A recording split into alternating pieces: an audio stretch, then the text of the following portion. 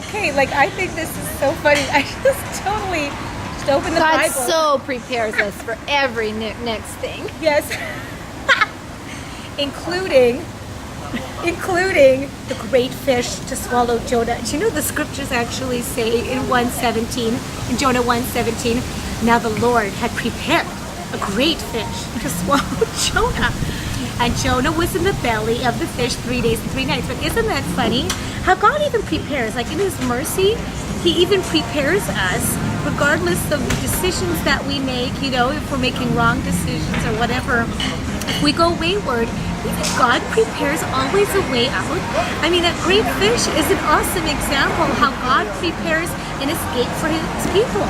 He always did. I mean, He did for the Israelites. You know, anytime that there was something wrong or something that came their way, even, you know, even with them crossing the Red Sea, God prepares a way. He makes a way in the desert, again, where there is no way. And, you know, and the waters came up, and they went through on dry land. It's an amazing thing, but God might prepare something for you. And in His great mercy, that's what I don't know. I believe in His great mercy, He always prepares for us a way out, a way of escape. And it's probably right in front of our faces half the time, and we don't even know it. We don't even see it. What do you think? I mean, isn't that fish a great example? That is a great example. I know. It's also a great example of how extravagant God really is, and how He goes above and beyond, and how He can pull something. I mean, what would mean death to Jonah falling into the ocean was life. That the life God had, it was the ticket to life actually that God had for him. So yeah, I agree with you, Brigitte. There's so much that God does on our behalf that we're not even aware of. Yeah. And He does it because He loves us. And you know, this goes back to the plan. Jonah had a plan in his life.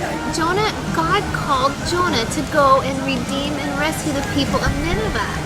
And God's called you to do something for Him. So we can't run from our callings. We've got to, you know, God will,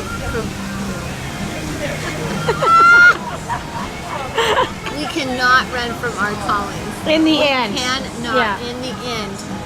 Yeah. So start looking for the big fish if you're running, because it just might be there. Exactly.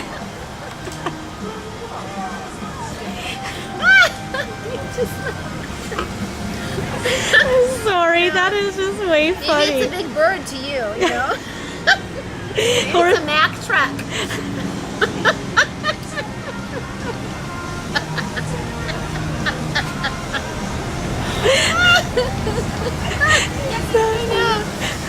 I know. Just know it won't kill you. It'll just get you on the right track.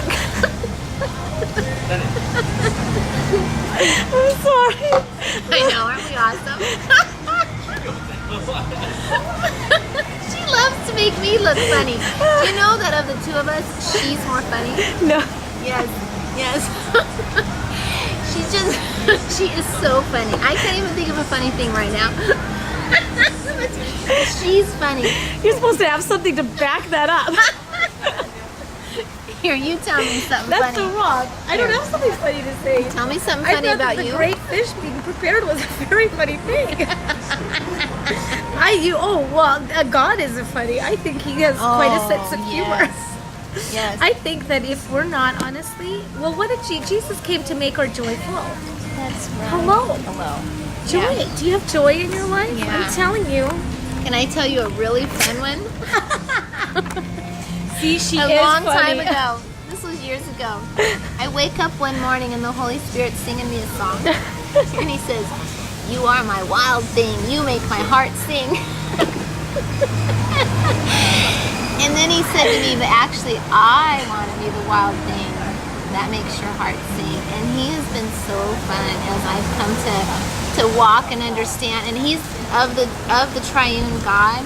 The Holy Spirit is probably the one that I hunger to know to a greater degree in my own life personally, because He lives within me, and you know, He's the voice of truth that God's given me. But anyway, I just thought that was precious. I think God just loves to surprise us and to give us these little things like the Holy Spirit being the wild thing that's going to make my heart sing. And you know what?